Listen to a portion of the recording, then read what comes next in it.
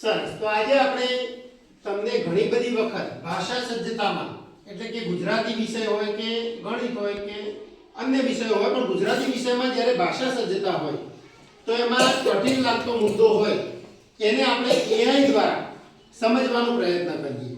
આ AI એ મને સરસ મજાનું એક ઇન્ફોગ્રાફિક્સ એટલે ઇન્ફોર્મેશનની સાથે ચિત્ર, માહિતીની સાથે ચિત્ર સરસ મજાનું મને બનાવી આપ્યું છે. એટલે આપણે શાળામાં ઇન્ફોગ્રાફિક્સ દ્વારા શિક્ષણ આપવાનો પ્રયત્ન કરીએ છીએ. એમાં ગુજરાતી વ્યાકરણ સંજ્ઞાના 6 પ્રકાર. હવે હું તમને ફક્ત ચોપડીમાંથી ભણાવું, આ બુક ખોલીને આ સંજ્ઞાના 6 પ્રકાર ભણાવું તો વધુ યાદ રહે કે આ રીતે ચિત્ર સાથે માહિતી હોય અને સમજાવું તો વધુ યાદ રહે? સરસ. ચિત્ર સાથે માહિતી હોય તો વધુ યાદ રહે. હવે ગુજરાતી વ્યાકરણમાં આપણે સંજ્ઞાના 6 પ્રકાર છે. 1 નંબર વ્યક્તિવાચક સંજ્ઞા,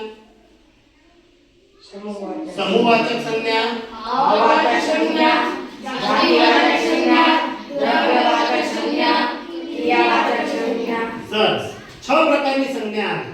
હવે સંજ્ઞા એ સરળ મુદ્દો છે. આમ તો કોઈ ચોક્કસ વ્યક્તિ, પ્રાણી, પર્વત કે નદીનું નામ દર્શાવે છે. હવે જ્યારે પણ તમને એવું પૂછાય કે જ્યારે સંજ્ઞા ઓળખી બતાવો, એવું જ્યારે માહિતી આવે કે સંજ્ઞા ઓળખી બતાવો, તો તમારે કોઈ પણ વ્યક્તિનું નામ આપ્યું હોય, મહાત્મા ગાંધીજી આપ્યું હોય, સરદાર વલ્લભભાઈ આપ્યું હોય કે ચાહે કોઈ પર્વતનું નામ, હિમાલય, બીજો કોઈ પર્વત યાદ છે તમને? અરવલ્લી. સરસ. ત્રીજો કોઈ પર્વત?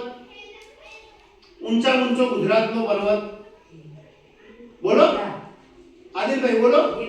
ગિરનાર. સાબસ. તો આ બધું શેમાં આવશે ભાઈ? વ્યક્તિવાચક સંજ્ઞા. ચલો, નદીઓના નામ આવડે છે તમને? કઈ કઈ નદીઓ? સરસ, ખૂબ સરસ. ગંગા, યમુના, નર્મદા, સરસ્વતી. તો આ બધી નદીઓના નામ પણ આપણને વ્યક્તિવાચક સંજ્ઞામાં આવશે. એક મિનિટ હો. આ બધા જ નામ શેમાં આવશે? વ્યક્તિવાચક સંજ્ઞા. દાખલા તરીકે શહેરનું નામ અમદાવાદ. ચલો, સાંતલપુર શેમાં આવશે? સમૂહવાચક સંજ્ઞામાં આવશે, વ્યક્તિવાચક સંજ્ઞામાં આવશે, શેમાં આવશે? શેમાં આવશે? વ્યક્તિવાચક સંજ્ઞામાં. કેમ કે ઉદાહરણ આપે છે, જો નદી હોય, પર્વત હોય કે ચાહે વ્યક્તિ હોય કે કોઈ પણ વસ્તુનું નામ દર્શાવો. ગાય તો એ નહીં આવે, પણ ગાયનું નામ તમે ચમેલી પાડી દો તો વ્યક્તિવાચકમાં આવશે? હા, વ્યક્તિવાચકમાં આવશે.